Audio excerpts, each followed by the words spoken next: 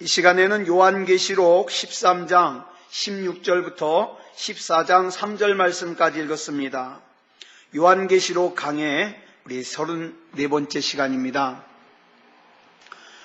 저는 이 새소망교회에서 목회하면서 두 가지 숙제가 있습니다.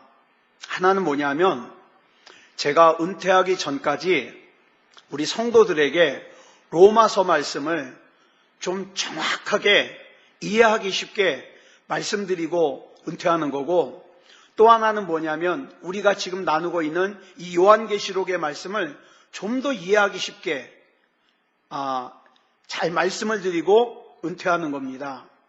그래서 우리가 지금도 하고 있지만 이제 또 보완해가지고 아마 로마서하고 요한계시록은 또 할 거예요. 그래서 제가 앞으로 은퇴하기 전까지 한 번 정도씩은 더 하려고 합니다.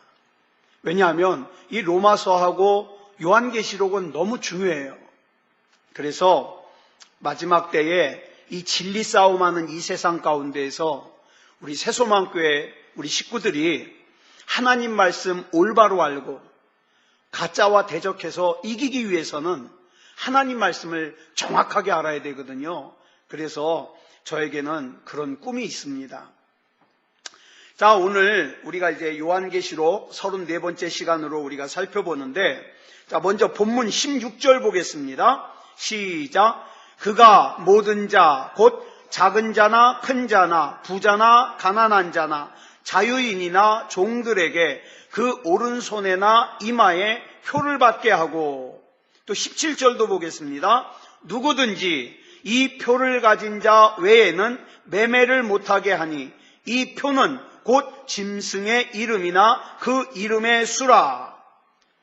자, 우리가 이 말씀을 잘 이해하려면 이 당시 로마 시대의 경제 구조를 우리가 이해해야 됩니다.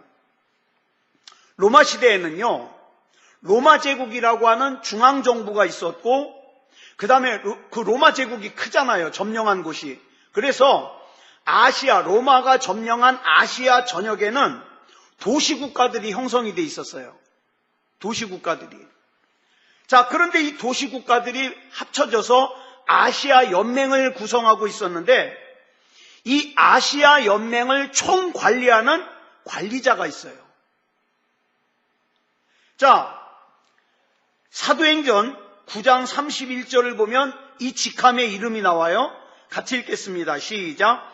또 아시아 관리 중에 바울의 친구된 어떤 이들이 그에게 통지하여 연극장에 들어가지 말라 권하더라. 여기 보니까 바울의 친구 중에 아시아 관리라는 직함을 가진 사람이 나와요. 근데 이게 별것도 아닌 것 같지만 대단한 직함이에요. 여기서는 그냥 아시아 관리, 그러니까 공무원 어떤 별것도 아닌 직함 같은데, 이 아시아의 도시국가를 갖다가 실질적으로 대표하는 총독이라 그럴까요? 로마의 관리예요. 로마의 관리. 그러면 이 사람이 주로 하는 일이 뭐냐?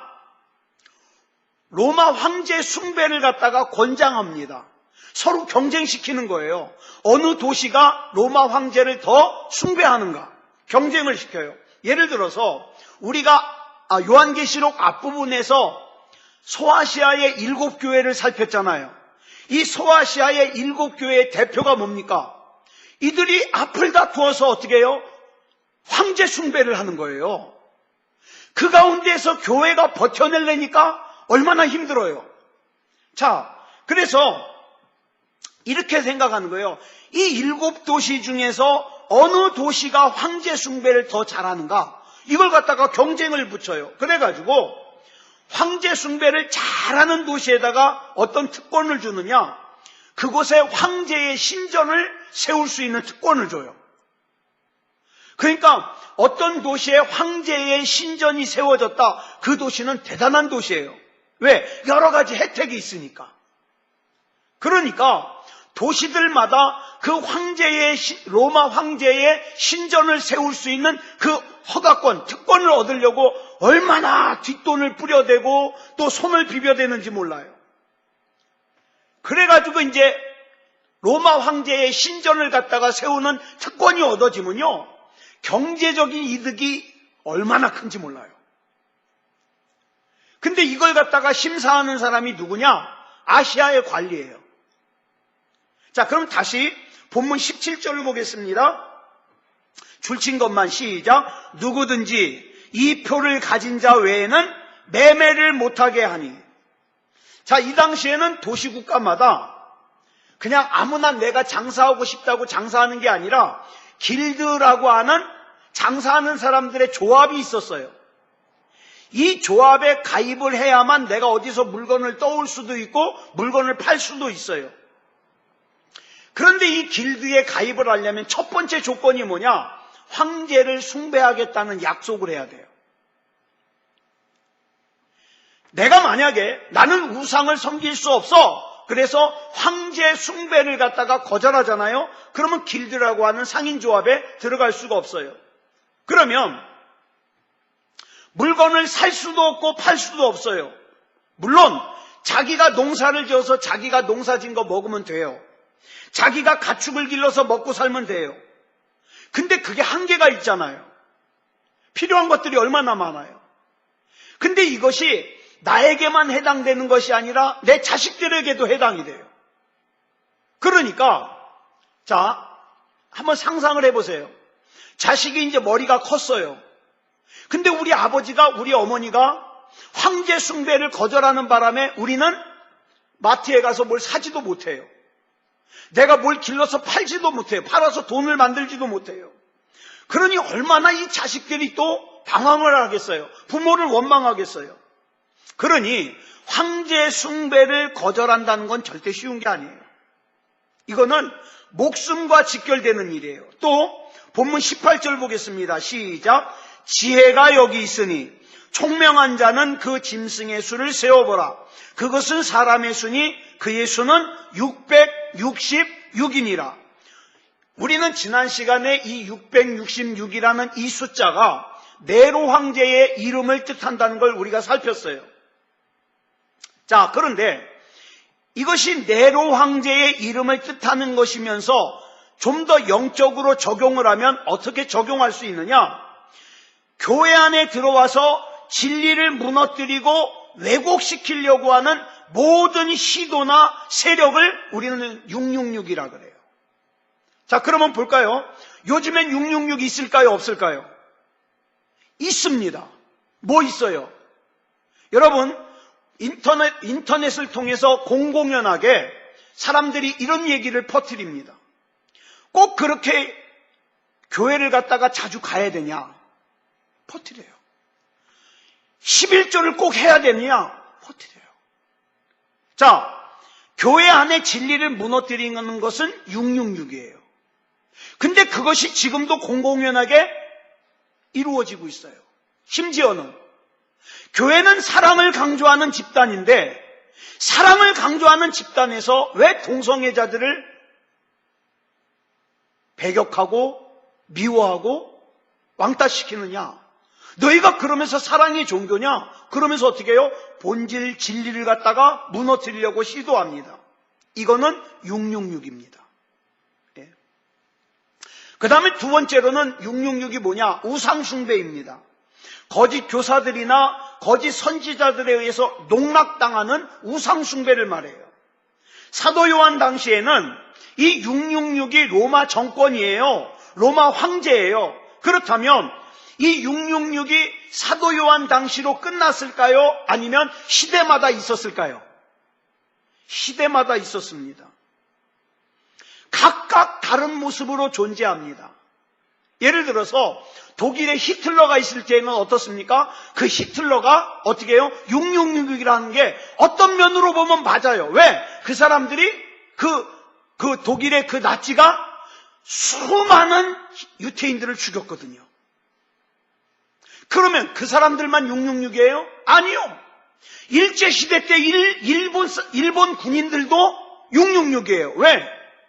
여러분 교회에다가 막 문에다가 나무로 못을 박아가지고 어떻게 했어요? 안에다 사람 다 집어넣어놓고 막 불태웠잖아요. 주기철 목사님 어땠습니까? 죽였잖아요. 독살했잖아요. 사람들 공공연하게 모아놓고서 어떻게 해요? 교회 가지 말라고 교회를 갖다가 폐쇄시켰잖아요. 666이에요. 666이에요. 그러니까 우리는 자꾸 여기에 속으면 안 돼요. 뭐 666이 바코드다, 666이 베리칩이다. 아니요. 666은요, 하나님의 진리를 말살하고 하나님의 진리를 변질시키고 하나님의 진리를 이상야릇하게 바꾸는 그런 것들을 뭐예요? 666이라 그래요. 신앙의 기본으로 돌아가서 우리가 하나님의 말씀에 비추어서 이것이 옳은가 옳지 않은가 이걸 비춰봐야 돼요. 그래서 중요한 것은요, 베리칩을 두려워하지 말고 바코드를 두려워하지 말고 뭘 우리가 조심해야 되느냐, 하나님의 말씀이 지금 이 순간 우리 교회에 나에게 뭘 말씀하고 있는가, 이걸 분명하게 들어야 돼요.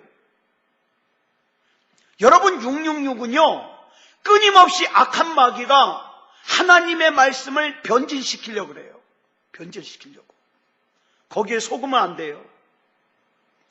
엘리야 선지자가 시험에 들어가지고 호렙산 동굴 앞에 섰는데 하나님의 음성을 듣는데, 여러분 아시잖아요. 하나님의 음성이 크고 강한 산을 가르고 바위를 부수는 그 바람 가운데 너무 웅장하니까 그 가운데 하나님의 음성이 있는 줄 알았는데 아니에요. 또 바람 후에 지진이 있는데 그 지진 가운데 하나님이 계시는가 했더니 아니에요. 그 지진 후에 막 불이 일어나는데 불 가운데도 하나님이 계시지 않아요. 근데 그 다 지난 다음에 세미한 소리가 나는데 그 세미한 소리 가운데 하나님이 계세요. 여러분, 우리가 요란하게 막 북을 두들겨 가면서 말이죠, 뭐 온갖 악기를 동원해 가면서 막 그런 막 성령 받는 것 같아요. 그러다가 그런 집회가 끝나고 교회 문 밖을 나설라 그러면 어떻게 해요? 공허한 거예요. 왜? 하나님이 거기에 계시는 게 아니라 내가 조용하게 기도할 때, 내가 조용하게 찬양할 때, 내가 조용하게 하나님의 말씀을 묵상할 때, 그때 나에게 주시는 말씀이 하나님의 음성이라 이 말이에요. 그러니까 내가 조용하게 하나님과 1대1로 만나는 시간이 없으면 하나님과 교제가 없는 거죠. 다이안 본이라는 분이 쓴 경청의 기술이라는 책이 있습니다. 이 책에 보니까 우리는 3가지를 통해서 경청을 해요. 들어요. 뭐냐? 첫째, 우리는 귀로 듣습니다. 귀로. 자, 그러다가 이것이 점점 더 깊어지면 뭘로 들으냐? 마음으로 들어요. 마음으로. 그러다가 이게 점점 더 깊어지면 어떻습니까? 환경으로 들어요. 환경으로. 여러분, 여기서 우리는 하나님의 말씀을 이 가슴으로 들어야 됩니다. 마음으로 들어야 돼요. 그래야 거짓된 소리로부터 우리가 자유할 수 있어요. 저 만민중앙성결교회에 그 교회 다니는 사람들이 10만 명이 넘는다 그러잖아요. 뭐 12만 명이 가까이 된다 그러죠. 하나님의 말씀을 바로 알지 못하고 그저 눈에 보이는 것, 자기를 갖다가 혼란스럽게 하는 것, 그거 막 쫓아가다 보니까 뭐가 진짜인지 뭐가 가짜인지 분간을 못하는 거예요. 그러면 일이 저 지경까지 됐으면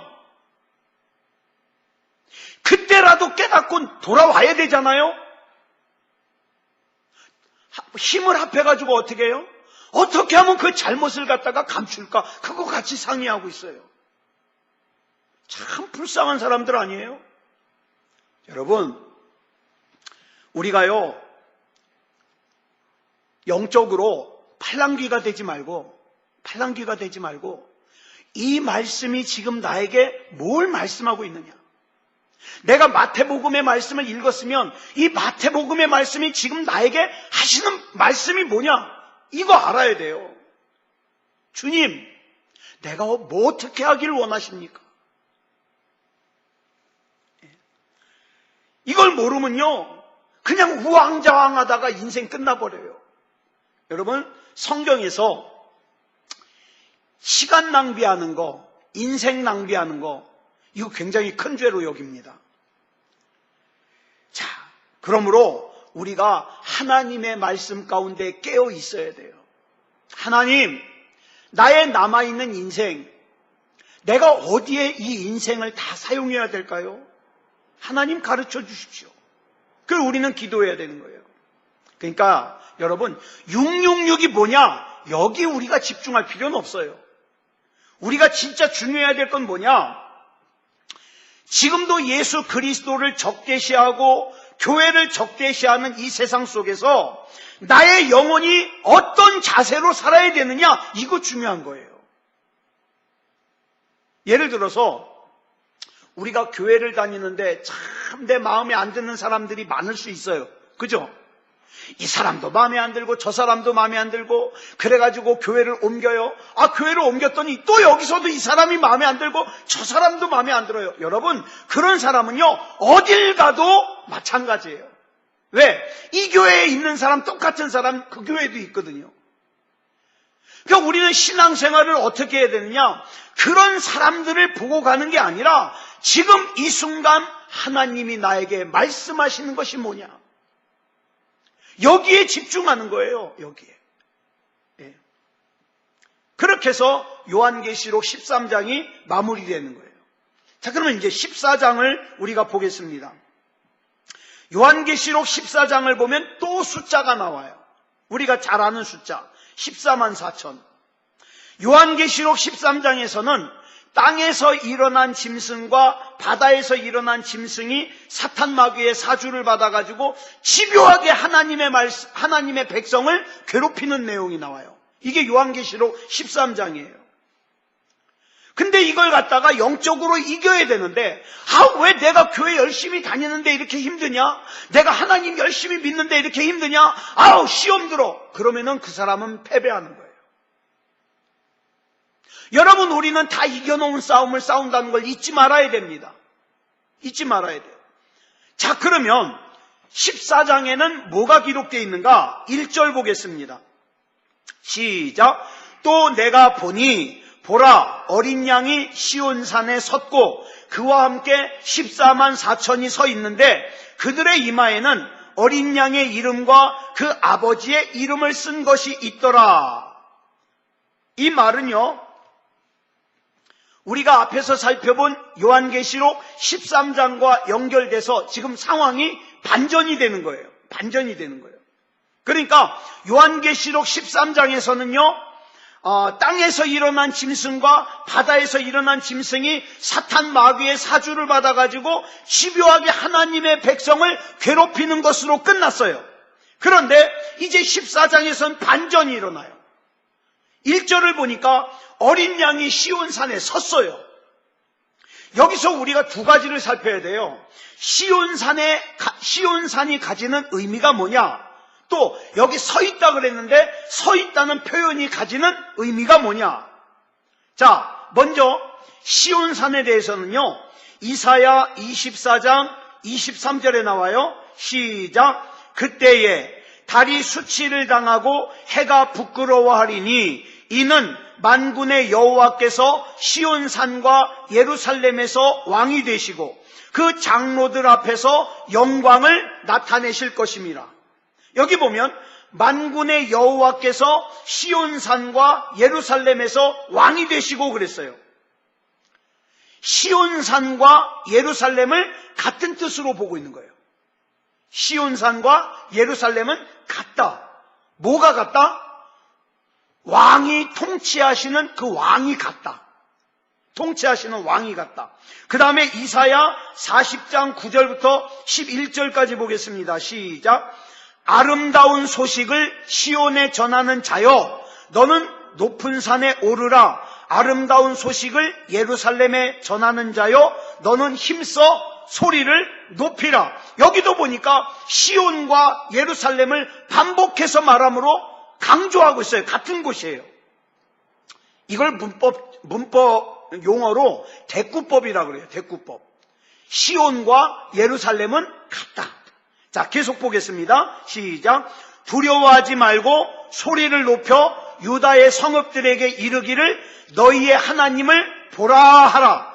보라, 주 여호와께서 장차 강한 자로 임하실 것이요 친히 그의 팔로 다스리실 것이라. 보라, 상급이 그에게 있고 보응이 그의 앞에 있으며 그는 목자같이 양떼를 먹이시며 어린 양을 그 팔로 모아 품에 안으시며 젖먹이는 암컷들을 온순히 인도하시리로다. 자, 이 무슨 뜻인가? 여호와 하나님께서 시온산에서 통치를 시작하셔요. 그 통치를 구체적으로 설명하는데 뭐라 그러냐? 양떼를 먹이시는 일. 그 다음에 어린 양을 그 팔로 모아 품에 안으시는 일. 그 다음에 젖먹이는 암컷들을 온순히 인도하시는 일. 이것이 뭐예요? 시온산에서 통치하시는 일이에요. 자, 그러면 한번 보세요. 이 말씀 뭐가 생각이 나시나? 양떼를 먹이세요. 어린 양을 그 팔로 모아 품에 안으세요. 젖먹이는 암컷들을 온순히 인도하세요. 어느 말씀이 생각나요? 시편 23편이 생각나요. 시편 23편. 자, 이게 뭐냐? 어디서 행해지는 누구의 통치인가 하면 시온산과 예루살렘에서 이루어지는 하나님의 통치예요. 하나님의 통치. 그런데 오늘 본문 1절에 보니까 줄친 것만 시작. 또 내가 보니 보라 어린 양이 시온산에 섰고. 자, 시온산에 앉았어요, 섰어요? 섰어요. 보통 통치하다는 뜻의 말을 할 때는 앉아 있어요. 보좌에 앉으시니 그래요. 근데 여기는 섰어요. 왜 섰을까요? 매우 중요한 의미가 있어요. 우리가 앞에서 살폈던 요한계시록 12장 17절을 보면 여기서 왜 섰는지를 알 수 있어요. 시작. 용이 여자에게 분노하여 돌아가서 그 여자의 남은 자손 곧 하나님의 계명을 지키며 예수의 증거를 가진 자들과 더불어 싸우려고 바다 모래 위에 서 있더라. 서 있더라. 여기 보면 용이 여자의 남은 자손 곧 하나님의 계명을 지키며 예수의 증거를 가진 자들과 더불어 싸우려고 바다 모래 위에 서 있어요. 그러니까 성경에서 서 있다는 것은 무슨 뜻이냐면 싸울 준비하고 있는 거예요. 싸울 준비. 여기서 용이 하나님의 백성을 괴롭히려고 서 있는 것을 그대로 받아가지고 오늘 본문에서는 어린 양이 시온에 서 있는 거예요. 뭐 하려고? 그 용과 싸우려고. 누구를 지키려고? 저와 여러분 지키려고. 저와 여러분. 네? 여기서 용이 하나님의 백성을 괴롭히려고 서 있는 것을 그대로 받아서 본문 1절에서 어린 양이 시온산에 서 있는 거예요. 자, 그렇다면 이 어린 양이 지금부터 뭘 하겠다는 거예요? 싸우겠다는 거예요. 싸우겠다. 예? 근데 여기 중요한 말씀이 있어요. 그와 함께, 누구와 함께?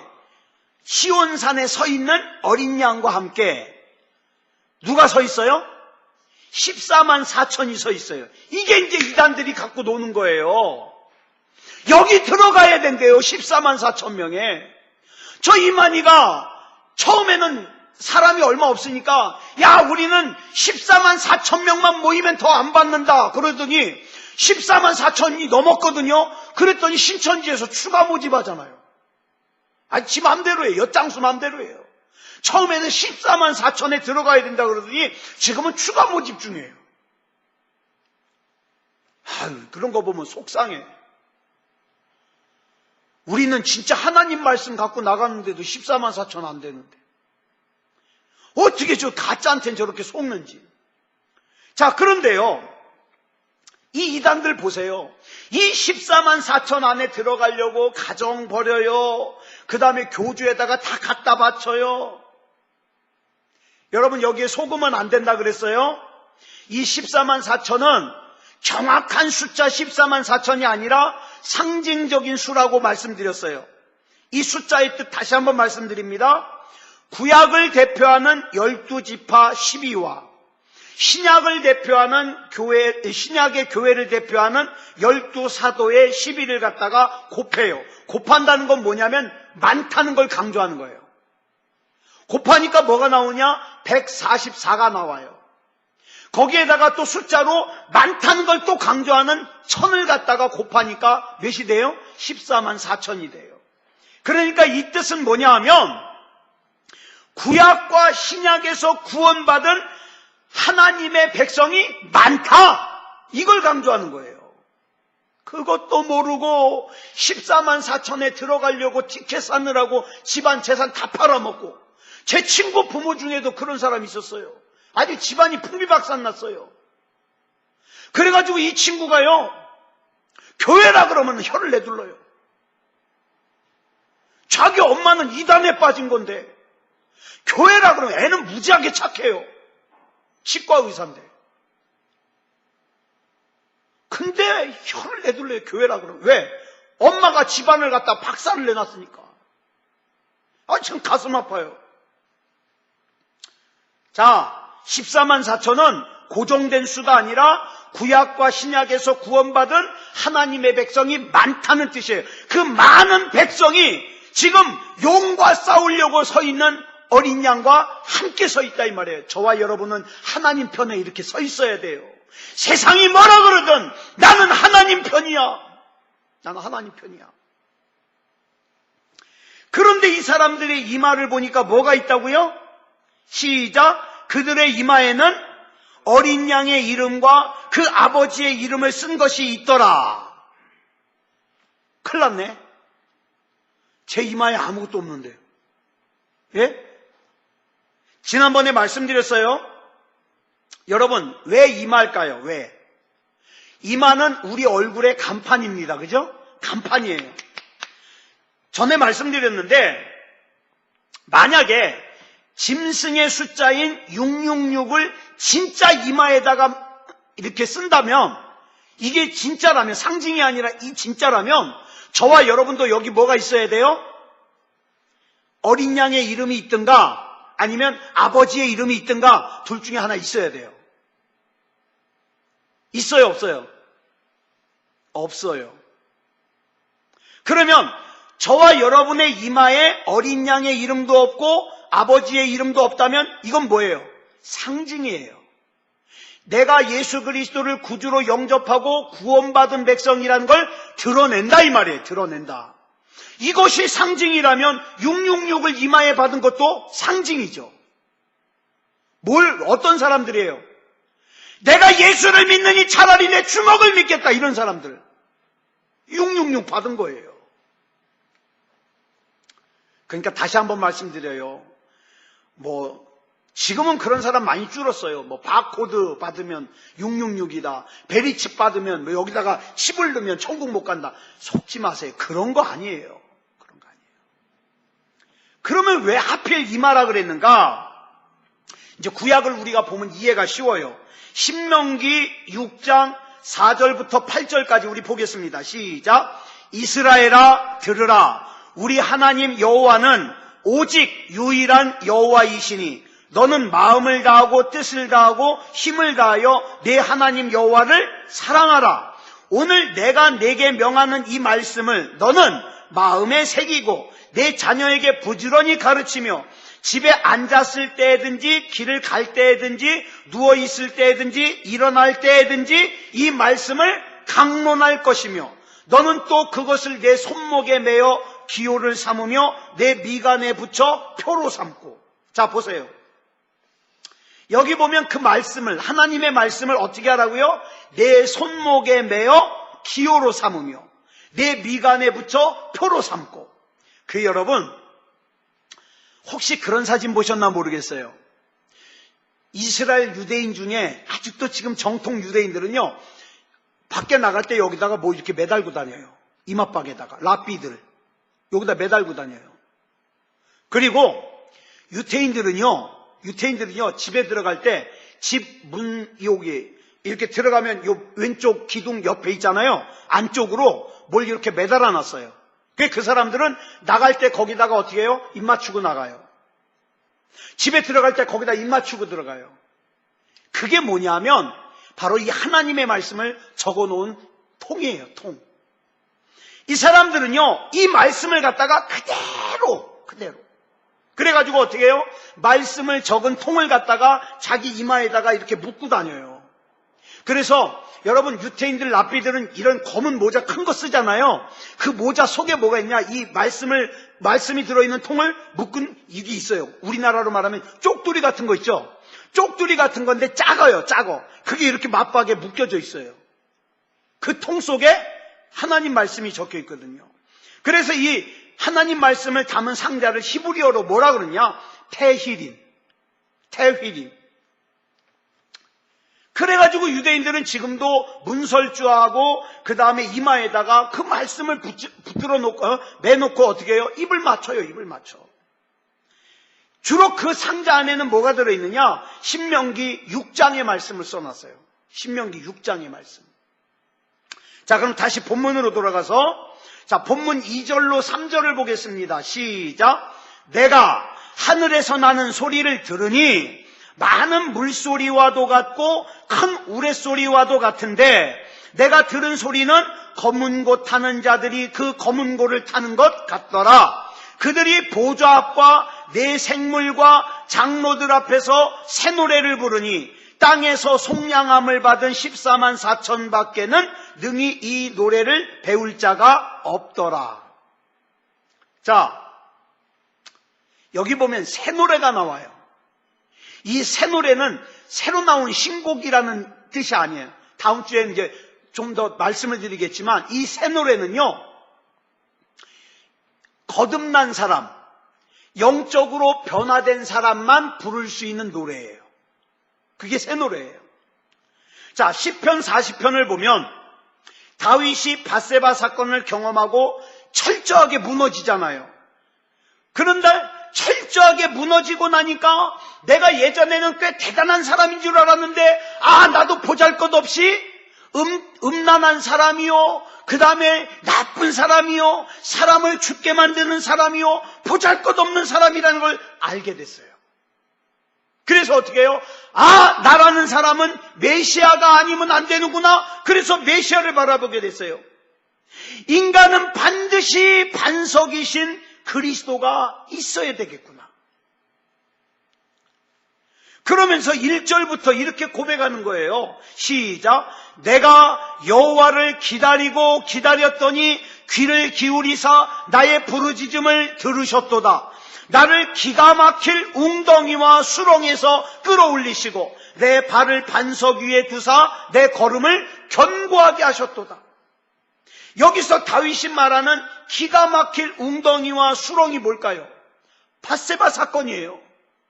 처음에는 밧세바라는 여자가 이뻐가지고 음탕한 마음에 그 여자와 간음을 저지르고 그 여자의 남편인 우리아를 죽게 만들고 그 다음에 또 그 여자와 사이에서 애까지 낳거든요. 처음에 태어난 애는 이 머리뼈가 여물지 못해서 죽었어요. 그 다음에 태어난 애기가 누구예요? 솔로몬 아닙니까? 나는 이 예쁘게 생긴 밧세바만 있으면 내 인생이 행복할 줄 알았어요. 근데 알고 보니까 이것이 뭐예요? 행복한 게 아니라 기가 막힐 웅덩이와 수렁이더라는 거예요. 나는 미처 그것을 모르고 죄를 지은 거예요. 이 기가 막힐 웅덩이와 수렁이 뭡니까? 간음죄의 현장이에요. 살인죄의 현장이에요. 불신앙과 불순종의 현장이에요. 근데 영적으로 눈이 가리워진 사람은 자기가 지금 그런 죄를 짓고 있다는 걸 몰라요. 내가 하나님을 무시하는 것이 얼마나 무서운지라는 걸 몰라요. 내가 하나님 앞에 불신앙하고 불순종하는 것이 얼마나 죄라는 걸 몰라요. 그러니까 똑같은 죄를 또 짓고 있는 거예요. 근데 그 죄악으로 더럽혀진 자리에서 엎어져야 자기 진짜 실체를 발견하게 돼요. 근데 사람들은요, 어려운 일이 없으면 하나님 앞에 엎어지질 않아요. 지난주 오전에 말씀드렸잖아요. 그러니까 하나님께서 그 사람으로 하여금 애통하게 만들려니까 어떻게 해요? 그냥은 애통을 안 해요. 그러니까 어려운 일이 생기는 거예요. 답답한 일이 생기는 거예요. 그래가지고 하나님 앞에 엎드려가지고 하나님이 어려운 일, 이 답답한 일 좀 해결해 주십시오라고 막 간절하게 기도하다 보니까 내 마음이 이상하게 변하는 거예요. 처음에 내가 기도했던 방향하고 달라지면서 어떻게 해요? 내 심령이 애통하게 되는 거예요. 뒤집어지는 거예요. 그러다가 깨달은 것이 뭡니까? 내가 있는 이것이, 이 세상의 쾌락이 좋은 곳이 아니구나, 간음의 현장이구나, 살인죄의 현장이구나, 불신앙과 불순종이구나, 이걸 깨닫고 나니까 나는 주님이 아니면 안 되는 거예요. 근데 교회 다니는 사람들 중에서 이 진리를 깨달으면서 교회 다니는 사람들이 얼마나 되냐 이 말이에요. 정말 그냥 교회만 다녀요. 교회만 다녀요. 애통함이 없이. 그래서 우리가 영적으로 어둠의 골짜기를 통과하고 나서야 하나님께서 내 발을 반석 위에 세우셨구나, 그거 알아요. 그거 알아요. 근데 어려움이 없으면 돈이 최고예요. 세상의 재미가 최고예요. 사람이 최고예요. 그래서 오늘 본문 3절에 새 노래가 나와요. 새 노래. 같이 읽어볼까요? 시작. 새 노래 곧 우리 하나님께 올릴 찬송을 내 입에 두셨으니 많은 사람이 보고 두려워하여 여호와를 의지하리로다. 다윗이 누구예요? 연주자예요. 하프를 또 기가 막히게 타잖아요. 수금을. 시인이에요. 시편을 얼마나 또 기가 막히게 씁니까? 음악가예요. 노래를 또 기가 막히게 불러요. 이 노래는 듣기만 좋은 노래가 아니라 수금을 타면서 노래를 부르면요, 솔로몬이 막 악신에 들려가지고 괴로워하다가 악신이 쫓겨나가요. 여러분, 그런 노래 불러야 돼요. 우리가 막 찬양을 하면요, 마음속에 근심과 걱정이 막 탁 떠나가는 찬양. 그 다윗이 지금 자기 영혼이 거듭남을 노래하는데 그 노래를 뭐라 그래요? 새 노래다. 새 노래. 그렇다면 오늘 이 요한계시록 14장에서 14만 4천이 예수님과 함께 부르는 이 새 노래는 어떤 노래일까? 다윗과 마찬가지로 자기를 구원해 주시는 하나님을 찬양하는 노래예요. 찬양하는 노래. 찬양이 뭡니까? 자기 노래 잘하는 거 자랑하려고 부르는 거 찬양 아니에요. 찬양은요, 성도의 최고의 믿음의 표현이 찬양이에요. 제가 지금까지 찬양 많이 들어봤잖아요. 제 기억에 남는 찬양이 있어요. 그 뭐냐? 낮은 대로 임하소서 영화를 보면은 그 장애인 교회에 가가지고 그 마지막 끝 무렵에 가가지고 예배를 드리는 장면이 나오는데 거기에 앞을 못 보는 두 소녀가 악보를 갖다가 손으로 짚어가면서 둘이 찬양을 갖다가 화음을 맞춰가면서 불러요. 근데 제가 예전에 극장에서 그 영화를 보면서 그 부분에서 얼마나 눈물이 나는지, 슬퍼서 나는 눈물이 아니에요. 그 뚜렷하게 뭐 기뻐서 흘리는 눈물도 아니에요. 뭐예요? 감동이에요. 감동. 이 찬양이에요. 예수 나를 위하여 십자가를 질 때, 이 찬양을 듣는데 막 가슴이 울려요. 저는 그때 알았어요. 찬양은 최고의 믿음의 표현이구나. 우리 너무 노래 잘할 필요 없어요. 내 영혼을 담아서 부르면 돼요. 내 영혼을 담아서. 가만히 보면은요, 찬양하는 모습 이렇게 보면 정확한 건 아니지만 믿음이 어떤지 대충 알아요. 대충. 찬양하는 모습 보면. 그래서 여러분 역대하 20장에 보면 모압과 암몬과 마온의 연합군이 쳐들어왔을 때 여호사밧 왕이 이 전쟁은 이길 수가 없는 전쟁이에요. 하나도 상대하기 힘든데 연합군이 쳐들어왔어요. 어떡할까? 그러다가 맨 앞에 세운 게 뭐예요? 성가대예요. 여러분 우리 주일날 예배 드릴 때 성가대 쓰잖아요. 여러분 이 성가대가 괜히 노래 막 연습해서 노래 잘하는 사람 뽑아가지고 노래 자랑하는 게 아니에요. 이 성가대는 참 뜻하는 게 커요. 하나님께는 영광을 돌리지만 이 예배를 시작하면서 온갖 마음과 삶과 생활 속에 악한 마귀가 장악하고 있는 부분들은 어떻습니까? 이 성가대 찬양을 통해서 어떻게 해요? 물리쳐내는 거예요. 전쟁이에요, 전쟁. 뭘 고백하는 거예요? 이 싸움의 승리와 패배는 누구에게 달렸다? 여호와 하나님께 달렸다. 여호와 하나님께. 그래서 하나님께서 이 찬송의 고백대로 여호사밧에게 승리를 주십니다. 그러니까 여러분, 찬양이 뭐냐면 하나님께서 내게 주실 승리를 미리 땡겨서 감사하다고 고백하는 거예요. 이거 얼마나 좋아요. 저는 이게 뭔지 몰랐는데 제 그 핸드폰하고 태블릿에 어플이에요. YT 뮤직인가가 뭔가 있더라고요. 근데 이게요, 희한해요. 내가 듣고 싶은 찬양 제목만 치면 옛날 찬양도 막 나와요. 옛날 찬양도. 그래서 제가 요즘에 그걸로 찬양 듣는데 얼마나 좋은지 몰라요. 자, 그래서 우리는요, 걱정이 되거나 우울하거나 낙심이 되거나 힘들거나 답답할 때 하나님께서 나에게 주시는 승리를 미리 끌어다가 감사해야 돼요. 감사해야 돼요. 여러분, 다윗하고 사울하고 달랐던 게 뭐예요? 죄진 거 비슷해요. 그래도 사울은 남의 여자 데려다가 마누라 삼지는 않았잖아요. 어찌 보면 다윗이 더 못된 놈이에요. 그죠? 근데 다른 게 뭐예요? 다윗은 하나님 앞에 섰어요. 그래서 회개도 하나님 앞에서 하고 내가 힘입을 일이 있으면 하나님 앞에 기도하고 그러고 나갔어요. 예.